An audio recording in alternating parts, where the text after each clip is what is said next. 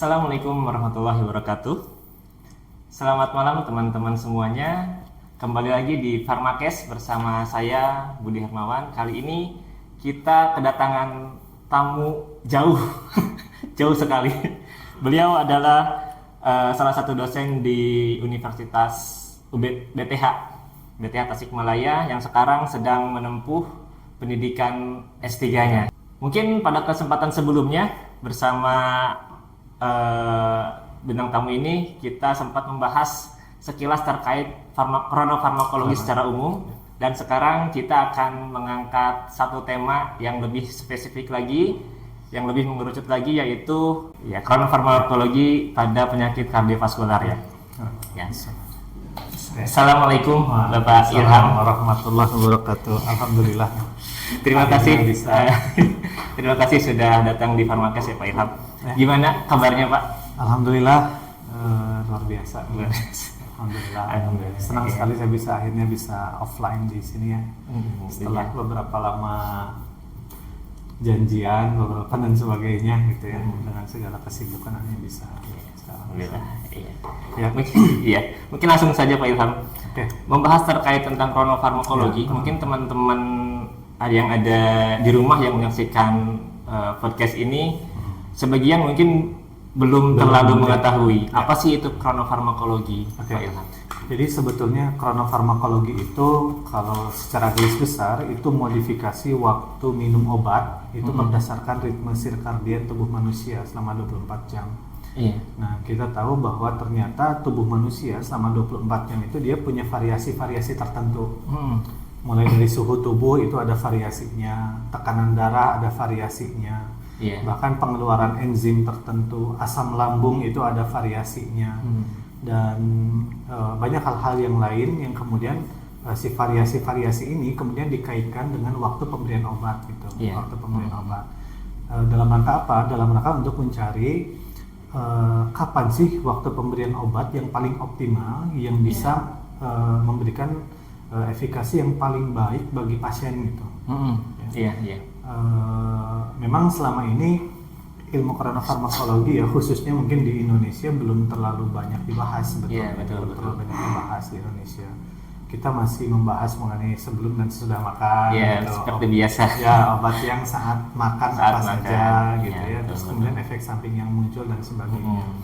Nah, kronofarmakologi ini belum banyak dibahas gitu, belum banyak dibahas. Nah, ini saya ingin sedikit menggaungkan gitu ya, terutama untuk para farmasis ini memang ilmu kronofarmakologi ini sangat penting sekali sebetulnya ya, sangat penting sekali khususon untuk farmasi yang langsung bertemu dengan pasien baik di klinis ataupun di komunitas ya untuk konseling pasien atau sebagai bekal untuk konseling pasien. Mengenai ilmu kronofarmakologi ini sebetulnya udah agak lama sebetulnya. Ya, hanya saja memang di Indonesia belum terlalu lama gitu. Sejarahnya tahun 1978 itu ada peneliti yang menemukan bahwa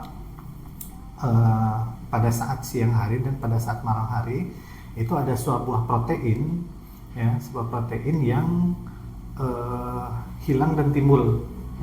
Pada saat siang itu hilang, pada saat malam si protein ini timbul. Kemudian si protein ini diberikan nama gen period namanya. Nah, dari gen period ini kemudian penelitian berkembang dan ditemukan beberapa protein yang kemudian memang ternyata berpengaruh pada saat itu hewan. Saat itu hewan. Nah, pada manusia itu tahun mungkin di 80-an 90-an mulai diujikan pada manusia, benar nggak sih manusia itu juga mempunyai variasi genetik tertentu, gen-gen tertentu yang muncul pada malam, hilang pada siang, muncul pagi-pagi, hilang di sore hari dan sebagainya. Dan ternyata sama manusia itu ternyata dia mempunyai gen-gen tertentu, enzim-enzim tertentu yang muncul dan hilang timbul tersebut gitu. Contoh gini. Contoh ada yang namanya BMAL1. BMAL1. Nah, BMAL1 ini dia sebuah protein yang mengkarakterisasi peningkatan melatonin namanya. Nah, melatonin ini berpengaruh atau secara langsung terhadap ngantuk, tunduh. Nah, uniknya si BMAL1 ini dia memacu pengeluaran melatonin itu mulai malam hari di manusia. Iya. Nah, berbeda dengan ada hewan yang munculnya justru pagi. Hewan iya, nocturnal itu iya. munculnya pagi gitu. Kalau malam berarti Malam tidur ada, ya. Iya. Malamnya malam aktivitas. Itu aktivitas Malam nocturnal. aktivitas ya. Nah, pada manusia dia munculnya Kebalikannya. itu jam 9. Mulai naik tuh jam 9 malam. Makanya Iya, jam 9 malam kita udah mulai nguap dengan Iya benar-benar. Nah, dan kemudian mencapai puncaknya sekitar jam 12 malam. Iya. Nah, lewat jam 12 malam sekitar jam 1 itu dia tiba-tiba dia apa? Degradasi. Makanya apa? Ada istilah itu. Mau naik begadang, kalau pengen begadang udah lewat jam 12 malam biasanya nggak ngantuk katanya. Iya sih, memang benar. Nah, itu ternyata apa? Ternyata si melatonin ini, si itu DMARD ini dia degradasi. terdegradasi setelah jam 12 malam. Setelah jam 12 malam Iya. gitu. Dan itu ritme seperti itu 24 jam itu seperti itu gitu. Siang nggak ada tuh. Jadi kalau kita siang ngantuk memang bukan dikarakterisasi oleh melatonin ini, tapi memang oleh lelah dan sebagainya gitu. Iya. Malam itu satu ya, bemal itu namanya protein bemal, terus kemudian si mengeluarkan melatonin itu. Terus yang lain dalam Islam itu ada perintah berbuka puasa, menyegerakan berbuka puasa saat maghrib. Iya, harus segera ya. Kenapa kira-kira? Kenapa ya? Kira-kira. Kenapa nggak isya gitu? Kenapa nggak asar gitu? Kenapa sih? Nah, Ya. ternyata apa? Ternyata sekitar jam 6 sore itu kadar asam lambung ya. Ini pada orang kebanyakan ya, artinya tidak pada orang yang mempunyai hiperasiditas gitu ya. Nah, pada sekitar jam 6 sore itu asam lambung itu mulai naik. Iya. Pada orang normal, artinya tidak punya gangguan asam lambung mulai naik. Artinya apa? Sistem organ tubuh pencernaan itu siap untuk mencerna makanan. Makanya apa? Pas dur adzan kita berbuka. Kenapa? Tubuh kita itu sudah siap untuk mencerna makanan. Salah satunya apa? Pengeluaran asam lambung itu saat itu gitu. Iya. Berarti kalau misalkan nanti bukanya nanti di setelah isya justru gimana itu? Akan terganggu sebetulnya. Asam lambungnya itu. Sakit perut dan sebagainya itu minimal akan ada. Iya. Jadi memang kenapa segera berbuka itu salah satunya karena tubuh kita itu mulai mengeluarkan asam lambung itu sekitar itu. Itu sudah didesain. Didesain. Islam sudah mendesain Yes. sedemikian rupa ya tadi. Nah, makanya di dalam Al-Quran itu ya ada sekitar 12 ayat. Iya. 12 ayat yang menceritakan pergantian siang dan malam gitu ya. Termasuk ada salah satu ayat yang menarik buat saya gitu ya, terkait dengan materi kita itu faminal laili fatahajjad bihi nafilah talak gitu ya. Iya. Bangun di sepertiga malam terakhir untuk salat nafilah, salat sunat tambahan tahajud. Nah, salat sunat tahajud gitu. Itu ada ayat Al-Qur'annya. Iya. Dan memang nantilah ketika kita masuk ke yang kardiovaskular itu ada bahasanya ya. Iya. Faminal laili fatahajjad bihi nafilah talak. Tapi di ayat-ayat yang lain ada sekitar 12 ayat yang menceritakan pergantian siang dan malam gitu. Dan memang berarti ada sesuatu gitu. Ada sesuatu di balik pergantian siang dan malam itu gitu. Nah, bagi kita atau bagi saya yang khususnya kita yang farmasis ya, khususnya kita yang farmasis, pergantian siang dan malam ini kaitannya dengan waktu penggunaan obat tadi gitu. Nah, khususnya di kronofarmakologi. Gitu. Nah, ini berarti memang kronofarmakologi itu sebenarnya ilmu baru ya, Tad? Sekitar 78-an ya. Memang 1978. mungkin sedikit orang yang agak iya. Dan memang jarang juga diaplikasikan mana agak sulit ya tadi ya. Ya, mungkin memang belum sepertinya belum. Mungkin ada yang sebenarnya sudah mengaplikasikan kronofarmakologi, tapi belum tahu ini ilmu kronofarmakologi itu banyak yang membahas atau banyak yang menggunakan statin malam. Statin malam gitu. Nah, itu sebetulnya aplikasi dari ilmu kronofarmakologi. Meskipun mungkin sebagian belum ngeh atau belum menyadari bahwa itu ada ilmu kronofarmakologi si pemberian statin malam hari itu gitu. Ya, baik. Untuk lanjut ke yang lebih mengerucut terkait tentang antiplatelet pada pasien stroke ya tadi ya. Kardiovaskular. Nah, itu memang ada berpengaruh nggak? Apa pengaruhnya sih kronofarmakologi pada kardiovaskular itu? Oke. Jadi untuk kardiovaskular itu sebelum masuk ke antiplatelet dan sebagainya gitu ya. Jadi di kronofarmakologi itu ada yang spesifik sebetulnya membahas terkait dengan apa namanya kardiovaskular itu gitu. Iya. Contohnya yang tadi ya, yang feminal laili fatajabi nafilatala. Kenapa kita itu diperintahkan bangun ya sepertiga malam terakhir ya, kemudian nafilah, salat nafilah itu tambahan salat sunnah dalam hal ini tahajud gitu. Iya. Nah, pertama ternyata di sepertiga malam terakhir itu adalah waktu pengeluaran hormon kortisol. Iya.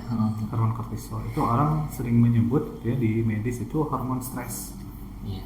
Salah satu efeknya apa? Salah satu efek dari hormon kortisol ini adalah penyempitan pembuluh darah atau vasokonstriksi pembuluh darah. Nah, vasokonstriksi ini bersamaan dengan kenaikan tekanan darah pada saat pagi hari itu.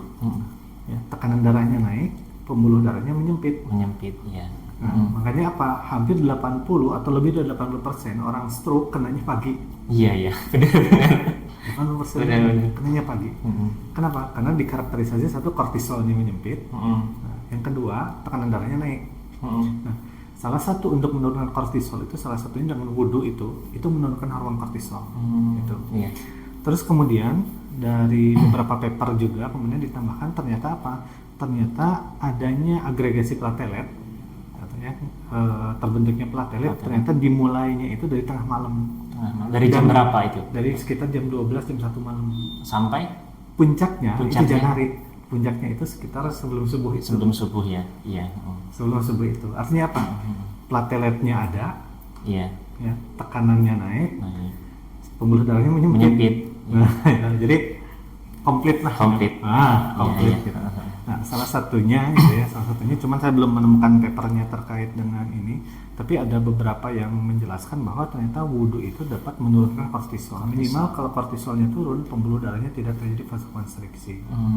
Iya. Jadi itu. Dan juga, nah ini selain itu ada juga ini inflamasi, proses inflamasi. Platelet itu, agregasi platelet itu salah satunya dikarakterisasi oleh adanya inflamasi.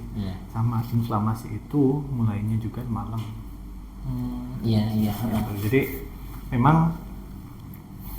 memang iya sih. Jadi banyak yang kena stroke itu mayoritas ya. Artinya tidak semua pagi gitu ya. Tapi mayoritas kenanya pagi itu. Iya, karena hormon kortisol itu dan ya. sebagainya, hormon kortisolnya, inflamasinya. Kemudian dari penyempitan pembuluh darahnya, tekanan darahnya naik gitu. Jadi itu dikarakterisasi itu. Berarti memang kalau misalkan ada pasien yang mempunyai riwayat hipertensi itu memang riskan ya tadi ya. Sangat riskan sekali gitu. Makanya beberapa penelitian itu misalkan untuk amlodipin memang disarankan gitu malam.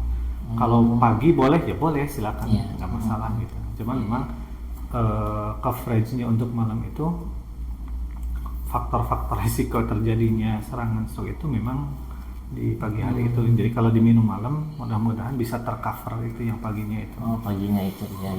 Itu. Terus yang menarik lagi ada sebuah hadis dari Ibnu Majah itu ya. Dari Ibnu Majah. Di hadis tersebut itu Rasulullah itu memerintahkan ketika manusia tidur, orang tidur, matikanlah apinya atau dalam kondisi gelap. Iya. Ada itu hadis dari Ibnu Majah, ada di Al-Bukhari ada. Ternyata kalau kita ke ilmu kronofarmakologi itu masih terkait dengan yang tadi itu, yang melatonin tadi. Jadi melatonin itu naik mulai jam 9 gitu ya. Dan itu dia akan menetap selama kondisi gelap.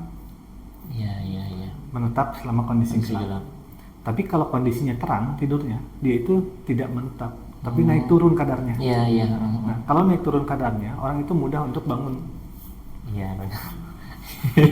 Seram tiba-tiba lilir. Iya. Nggak nyenyak lah ya. Nggak nyenyak, Nggak baru nyenyak. setengah jam, 1 jam lilir deh gitu. Ah. Nah itu, si melatonin itu kalau terang itu, ya mungkin ketika Rasulullah bersabda itu tidur itu kan secara ini matikan apinya atau tidur dalam kondisi gelap biar tidak kebakaran atau apa mungkin saat Iya. itu. Tapi secara medis ternyata baru ketahuan nih sekarang kenapa harus gelap. Kenapa harus gelap ya? Ternyata apa namanya kualitas tidur itu memang saat gelap lebih bagus. Nah, kalau terang itu lilir, bangun lagi, tidur lagi, selang 1 jam, 1,5 jam, 2 jam, bangun lagi gitu. Sangat menarik ya. Kemudian untuk misalkan nih, kalau misalkan kita siang hari itu tidur siang, tapi dengan kondisi gelap, misalkan ditutup pintu, gorden dan lain-lain, apakah itu berpengaruh kepada yang tadi melatonin? Ya. Pak Ilham? Kalau siang tidak.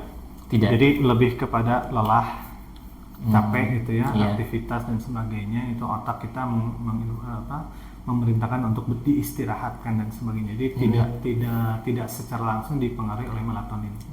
Gitu. Untuk kalau tidur siang. Makanya tidur siang itu memang tidak lama memang. Iya, paling 1 jam ya lebih efektifnya memang ya. Qailullah itu kan menjelang sholat zuhur itu cuma sekitar 30 sampai maksimal 1 jam itu istirahatnya. Nah, kalau nggak salah Jepang ikemuri kalau nggak salah. Tidur siang anak-anak sekolah. Iya. Nah, just menjelang jam 12 itu mereka tidur dulu. Setelah itu mereka belajar lagi gitu. Nah, masalahnya di Indonesia saya nggak ada. Justru kalau kelamaan tidur secara pengalaman pribadi itu tidur siang itu bangunnya tuh kayak lemes ya. Kayak lemes emang ya. Pusing gitu. Nah itu. Iya, jadi tidak selalu itu tidak selalu dipengaruhi secara langsung oleh melatonin. Iya. Nah, itu. Kemudian untuk ke kardiovaskularnya ini itu seperti apa Pak Ilham untuk pengobatan kronofarmakologi kardiovaskular? Saya mungkin ada request dulu sebetulnya. Waktu yang episode kita yang dulu sebelumnya ya. Sebelumnya itu ada teman saya yang kuliah di UNER. Iya. Itu Pak saya lupa di IG atau di itunya, tolong sertakan jurnalnya gitu ya. Ada yang komen ya? Ada, itu langsung chat ke saya. Ada yang langsung chat ke saya. Tolong.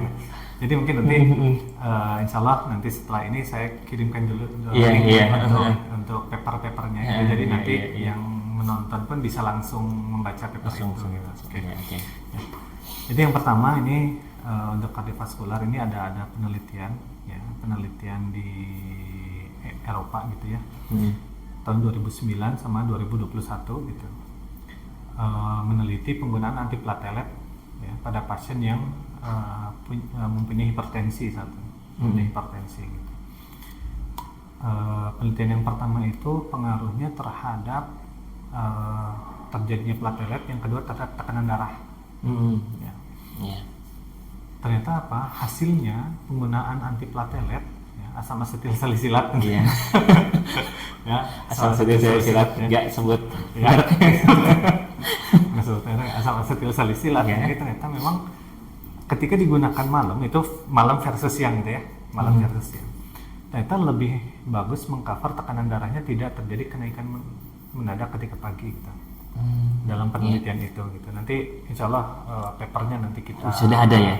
Jadi nanti bisa di link papernya dan semuanya bisa di download gitu. Gitu. Nah, yang kedua yang termasuk yang platelet ya, agregasi platelet dan sebagainya itu ternyata memang terkontrol, tidak terjadi atau tidak terbentuk platelet dibandingkan dengan yang pagi. Ya, yang pagi masih ada gitu ya. Kedua-duanya efektif. Tapi ketika kedua-duanya efektif. Tapi optimalisasinya yang mana ternyata lebih optimal yang malam. Sama seperti penurunan kadar kolesterol pada statin.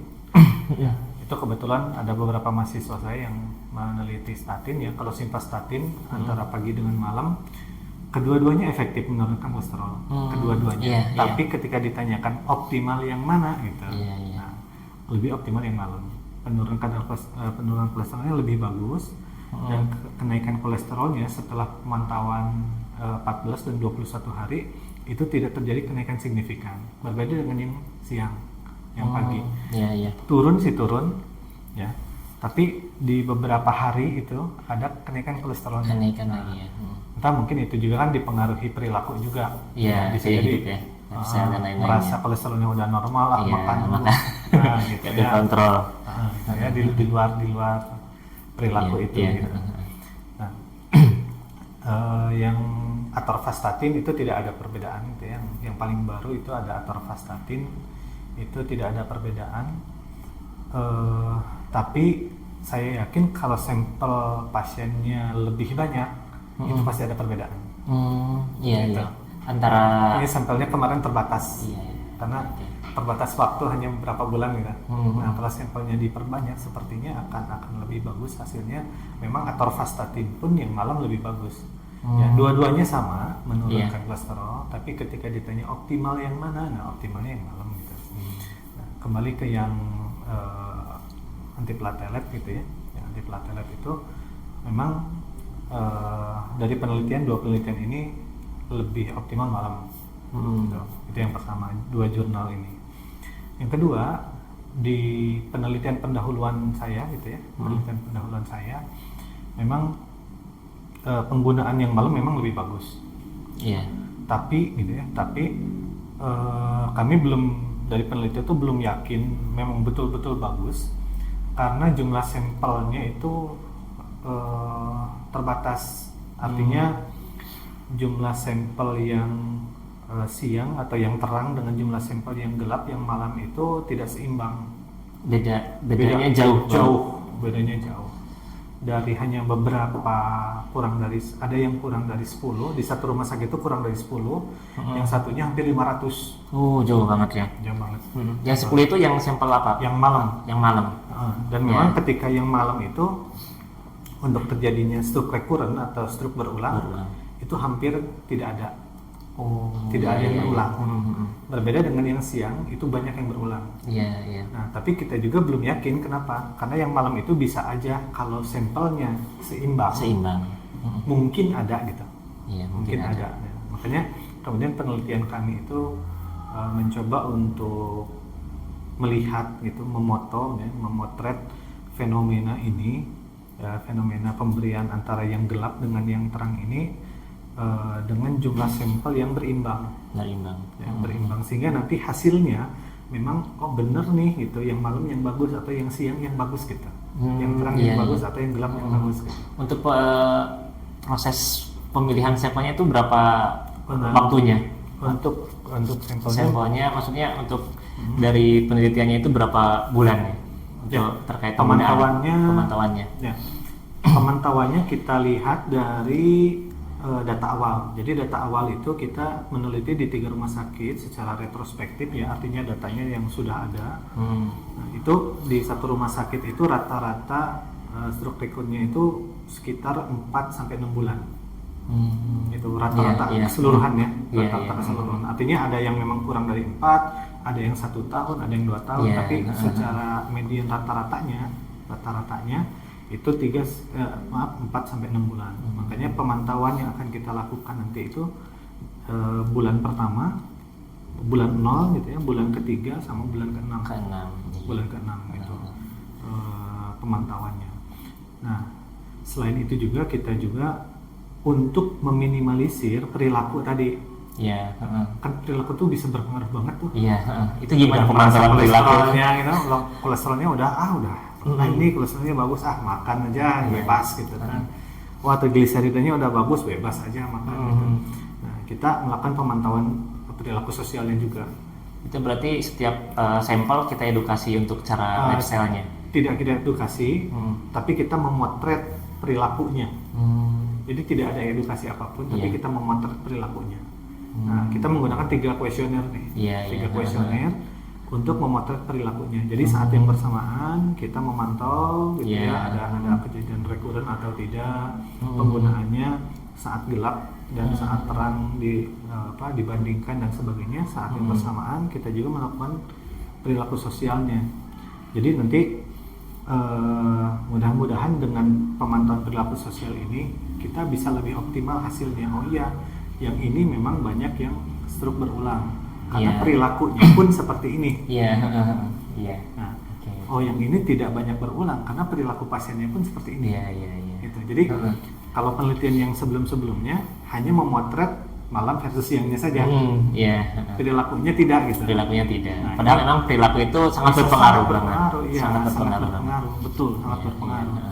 Ada pasien yang udah merasa udah sehat, gitu, nggak diminum lagi obatnya. Kebanyakan seperti itu. ya, Iya, iya. tekanan darahnya udah normal nih. Mm-mm. Tiap di 120/80, 120/80, udahlah nggak usah obat hemodipinya stop aja gitu. Iya. Nggak ada liur, nggak ada sakit kepala apa dan sebagainya, antiplateletnya kayaknya di stop aja gitu Iya, kan. iya, iya. Nah itu karena udah merasa, nah potret inilah perilaku sosial ini yang kemudian kita potret juga gitu. Itu banyak nggak yang kira-kira berapa persen dari sampel yang dari lifestyle yang memang kurang nggak dijaga lifestyle-nya, Pak? Ya. Gitu. Saat ini kita baru melakukan validasi untuk perilaku sosialnya, Iya. ya. Validasi untuk perilaku sosialnya dari target 55 orang pasien ya, hasil perhitungan sampel kita 55 pasien. Sekarang baru 40 pasien, jadi masih Iya, ada iya, 13. Jadi saya memang baru masukin ke SPSS dan sebagainya, belum kita uji. Iya, iya. Nah, belum kita uji. Tapi secara gambaran kasar, Iya. ya, secara gambaran kasar, memang banyak orang yang kena stroke masih merokok. Iya sih. Nah, Soalnya kecanduannya itu Nah, ya. Iya. nah itu makanya Sulit ya. kok. Gitu. Nah, itu kita potret juga tuh. Jadi makanya di kuesioner itu Ada. merokok apa Ya. tidaknya itu salah satu Bahkan ada yang ditanyakan merokok, ya. iya, alkohol juga ada. Oh, iya. Dan iya, itu baik, wanita. baik, baik. Oh. Ada yang sulit. Sangat macam-macam ternyata ya. Gitu, jadi, nah perilaku sosial ini yang kemudian nanti kita hubungkan secara statistik dengan hasil yang nanti versus gelap malam, gelap dan terang itu gitu. Jadi insya Allah akan lebih komprehensif nanti hasilnya Iya, gitu, iya. akan lebih komprehensif. Jadi yaitu ada yang unik macam-macam gitu, ada yang macam-macam. Ada yang merokok iya, ada yang merokok iya, alkohol iya. Gitu. ada yang oh pernah katanya, tapi setelah kena stroke stop. Ada. Ada yang memang tidak pernah merokok sama sekali, tapi kena. Gitu. Iya, Ada. Ada yang data labnya seperti apa, macam-macam. Gitu. Ada yang aktivitasnya rebahan aja, ada yang aktivitasnya tukang tani, Iya. macam-macam gitu. Jadi potret perilaku sosialnya pun kemudian kita uji gitu. Kita uji gitu. Oke, oke. Ya. Untuk kronofarmakologi ini ketika diaplikasikan kepada mungkin pasien-pasien yang memang malam untuk kerja, pagi untuk istirahat, gitu kan? Itu apakah memang berpengaruh? Sangat berpengaruh. Sangat berpengaruh. Untuk Ya, minum sangat obat, berpengaruh. minum Betul. obat itu. Betul. Secara minum obat ya itu belum kita potret hasilnya, tapi secara teoritis itu sangat berpengaruh. Sangat berpengaruh. Sangat berpengaruh. Yang pertama, kita tahu bahwa ketika kita tidur itu ada yang namanya sleeping metabolism. Iya, Ya. iya. Liver itu mengeluarkan zat-zat kotoran dan sebagainya, racun-racun itu di metabolisme inaktivasi oleh hepan Iya, kita gitu ya. Nah, ketika seseorang tidak tidur, sleeping metabolism itu tidak terjadi. Oh, iya. Artinya iya. apa? Radikal bebas itu tinggi sekali pada orang yang tidak tidur. Mudah masuk berarti. Ya. Radikal bebas tinggi, otomatis apa? Inflamasi di dalam tubuhnya tinggi. Kalau inflamasi dalam tubuhnya tinggi, kemungkinan terjadi platelet tinggi, Iya, kemungkinan iya. terjadi trombus itu ya. Iya. Trombus, bahkan kemungkinan terjadinya aterosklerosis itu lebih tinggi pada orang yang tidak tidur. Iya, iya, iya. Nah, itu sangat berpengaruh secara teoritis. Makanya tidur aja gitu malamnya. Tapi ya. Tapi mungkin kalau Tapi kalau yang untuk yang tugas sih, memang tugas lah gitu ya. Tapi kan tidak full Nggak setiap hari. nggak tidur Iya, tiap malam iya, kan iya. 1 hari 2 hari kan besoknya pagi. dan memang beda kualitas, sangat beda kualitas ketika kita tidur malam hari, kemudian kita tidur dari pagi sampai jam 12 meskipun sama jamnya, tapi beda. kayaknya kerasanya beda. Betul. Bebasnya beda untuk itu terkait tentang kronofarmakologi Ya. juga ya. Ya, jadi itu sleeping metabolismenya ya. Terus tadi ketika tidak tidur otomatis apa? Kafein. Kafein, Kopi. ya, kopi. Kafein naik, otomatis apa? Adrenalin, kortisol naik. Naik Biar juga. apa? Biar dia terjaga.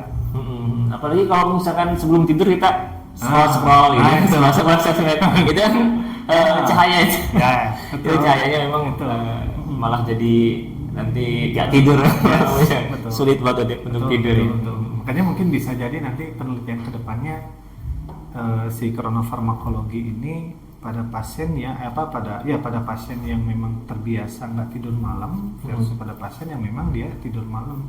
Bisa jadi gitu ya. Yang malam ini yang kemungkinan lebih banyak sakitnya itu kemungkinan di situ sebetulnya gitu ya. Kalau secara teoritis itu. Tapi penelitian kami belum nyampe ke sana. Tapi bisa jadi kita coba nanti bisa memotret itulah, bisa memotret itu gitu. Kita coba ke sana. Berarti untuk kronofarmakologi ini kedepannya apakah memang ada tersendiri kurikulum gitu kan kronofarmakologi misalkan di S1 farmasi atau memang di program studi apoteker, dan memang untuk kedepannya itu bisa nggak sih untuk kronofarmakologi ini yang sangat berpengaruh ya sebenarnya terkait tentang cara minum obatnya itu diaplikasikan di lapangan di apoteker klinis atau komunitas? Saya jawab yang belakang dulu ya. Yang belakang dulu. Kebetulan tim kami itu multiple tenaga kesehatan. Jadi kami dari tim peneliti kami itu ada apotekernya, ada dokter, terus ada perawat dan sebagainya gitu ya. Hasil diskusi awal memang ini sangat bisa untuk diaplikasikan. Sangat bisa. Khususnya untuk nanti pasien yang mengalami stroke untuk iskemik itu. Jadi nanti kita punya kita punya sebuah argumentasi yang kuat untuk pasien stroke iskemik yang menggunakan antiplatelet ini harus malam misalkan atau harus siang. Why gitu. Alasannya ini gitu. Dan bisa saja nanti rencana kita presentasikan nanti hasilnya. Dan tim kita juga ada spesialis konsultan saraf juga di situ. Saraf juga di situ. Jadi memang nanti bisa diaplikasikan tidak hanya oleh apoteker klinis sebetulnya, tapi untuk dokter spesialis saraf pun itu nanti bisa diaplikasikan hasil penelitian kami itu gitu. Nah, pertanyaan yang awal, apakah jadi kurikulum walau alam? Jadi sebenarnya untuk kedepannya kalau diaplikasikan memang terdapat jurnal-jurnal dan lain-lainnya memang sangat bagus juga ya. Sangat gitu. Kadang kan kita sebagai misalkan katakanlah di apoteker klinis gitu kan, kadang untuk kan kita misalkan saya pribadi nih kalau misalkan untuk screening katakanlah di rumah sakit itu yang menulis jam itu apoteker. Yang menulis jam itu apoteker. Nah, kadang itu memang agak satu hal yang memang sedikit bingung sih untuk terkait tentang waktunya. Ya, seperti itu. Agak sulit. Tapi ada yang unik lagi nih. Itu saya dapat paper unik banget. Kita di Indonesia itu 3x1/8 jam kan? Iya. 3x1/8 jam. 8 jam. Tapi di paper itu 3x1 itu tidak per 8 jam. Tapi ada yang pemberian pertama ke pemberian kedua 8 jam, pemberian kedua ke pemberian ketiga 10 jam. Oh, malah makin lama ya. Pemberian kedua ke pemberian ketiga berapa jam gitu. Jadi 24 jam itu tidak persis per 8 jam. Kenapa? Ternyata pada jam-jam tertentu, terutama pagi hari, itu terjadi proses ekskresi selip hasil sleeping metabolism yang malam itu hepar, kemudian diekskresikan lewat ginjal, lewat urin, itu pada pagi. Jadi kalau per 8 jam itu sebetulnya kadar MSE minimal effective concentration, kadar obat minimalnya itu ada beberapa obat yang di bawah kadar minimalnya. Itu. Jadi harusnya lebih antara pemberian ketiga ke pemberian pertama itu lebih dekat, cuma 6 jam misalkan. Biar mengcover biar mengcover keluarnya ekskresinya banyak, tapi agar kadarnya nggak turun. Itu. Cuman kendalanya mungkin si pasien itu harus bangun tengah malam. Nah itu. Itu ya agak sulit ya. Itu bisa diaplikasikan kalau tadi yang apoteker yang menentukan jam, itu bisa ada beberapa obat yang kemudian ini jam segini bisa, tapi bisa aja nah celana yang ini nggak 48 jam gitu. Iya. Mungkin awalnya mungkin banyak pasien yang itu ya, banyak pasien yang kok kenapa tengah malam banget gitu. Iya. Tapi ternyata hubungannya dengan apa? Hubungannya dengan hasil sleeping metabolism malamnya dikeluarkan lewat ginjal pagi-pagi. Kalau per 8 jam ada kemungkinan kadar obat tertentu itu turun, sehingga apa? 6 jam sebelum pagi-pagi itu diminum obatnya itu. Nah itu penelitian di Belanda itu. Penelitian di Belanda. Tapi mungkin di Belanda sebagian udah ada diaplikasikan yang itu ya. Sudah diaplikasikan karena memang di Belanda ada TDM ya, therapeutic drug monitoringnya itu lebih bisa diaplikasikan gitu. Kalau kita kan TDM-nya belum ya. TDM belum. Jadi di sana itu penelitiannya memang pengambilan darahnya per jam. Jadi si pasien itu minum obat 3 kali sehari selama 24 jam darahnya tuh diambil per jam. Iya. Nah, jadi selama 24 jam ke 0 sampai jam ke 24 itu kelihatan tuh naik turun kadarnya itu. Nah, dari naik turun kadarnya itu yang Vmax volume maksimal Vmax apa Cmax-nya itu ya saya lupa di farmakokinetik. Itu Cmax konsentrasi ya. Konsentrasi maksimal. Itu konsentrasi maksimal itu kelihatan tuh. Nah, dari situ kemudian dilihat, oh ini harusnya ini jam segini, yang kedua jam segini, yang ketiga jam segini. Itu tidak selalu pas 8 jam. Gitu. Tidak. Sungguh unik ya. Iya. Nah, gitu. Dan menarik buat saya menarik. Yang unik lagi nih, isoniazid. Ya. Nah, isoniazid 1 kali 1 ya. Bebas kan? Iya. Yang penting jamnya sama gitu. Yang penting jamnya sama, biasanya kita edukasinya. Iya betul. Edukasinya yang penting jamnya sama. Iya. Nah, ternyata ada suatu penelitian si isoniazid ini ketika digunakan jam 12 siang sampai jam 3 itu dipantau ternyata efek sampingnya paling tinggi dibandingkan jam lain. Jam 12 sampai jam 3 siang. 3 siang ya. Jadi kalau sekarang Bapak Ibu boleh jamnya jam berapa aja, tapi jangan jam 12 siang sampai jam 3. Mau sore jam 4 monggo, mau jam 10 pagi enggak, setelah maghrib enggak, tapi jangan sampai jam 12 sampai jam 3. Alasannya kenapa ya? Nah itu belum ketahuan di papernya itu. Tapi pemantauan pasiennya itu ternyata jam 12 sampai jam 3 efek samping yang munculnya itu ternyata paling tinggi. Ketika si pasien minum jam di antara rentang 12 siang sampai jam 3 itu. Oke. Gitu. Nah itu kan bebas kan. Tapi sekarang bebas tapi jangan jam segitu. Ada tambahannya gitu. Ya mungkin masih banyak obat-obat lagi yang mungkin kita belum tahu ya untuk cara penggunaan obat yang lebih efektifnya. Terus apa lagi? Oh ini obat epilepsi. Obat epilepsi. Asam valproat, terus phenytoin dan sebagainya. Nah ternyata epilepsi juga itu punya karakteristik tertentu tuh. Ya benar. Waktu muncul epilepsinya, muncul kejang atau serangan epilepsi, itu dia punya waktu tertentu. Tepat 6 pagi, 6 sampai 8 pagi, 4 sampai 6 sore. Waktunya. Jadi ada penelitian yang meneliti epilepsi pada pasien itu munculnya kapan aja. Diikuti terus selama 24 jam selama beberapa bulan. Ternyata dari seluruh pasien itu muncul epilepsi itu yang paling banyak tuh 6 pagi sampai 8. Setelah jam 8 itu turun. Iya. Okay. Jarang kena serangan. Ya, muncul lagi apa? Jam 4 sampai jam 6 sore. Kalau gitu kan gini, secara teoritis kita tahu yang namanya onset obat. Onset obat kan, ada onset obat misalnya 1 jam atau 2 jam. Kalau onset obatnya 2 jam, berarti kita minum obat epilepsinya kapan? Sebelum ya, jam 6 pagi atau sebelum jam 4 sore. Kalau onsetnya 2 jam berarti kita sebelum jam 2 siang minum. Jadi apa? Sorenya tidak kena serangan. Iya. Gitu. Unik sekali. Itu bisa diaplikasikan itu. Sangat bisa diaplikasikan. Oke, baik. Mungkin nggak kerasa udah setengah jam kita ngobrol ya. Terima kasih Pak Ilham atas waktunya. Semoga bermanfaat bagi kita semua yang ada di rumah. Semoga bermanfaat.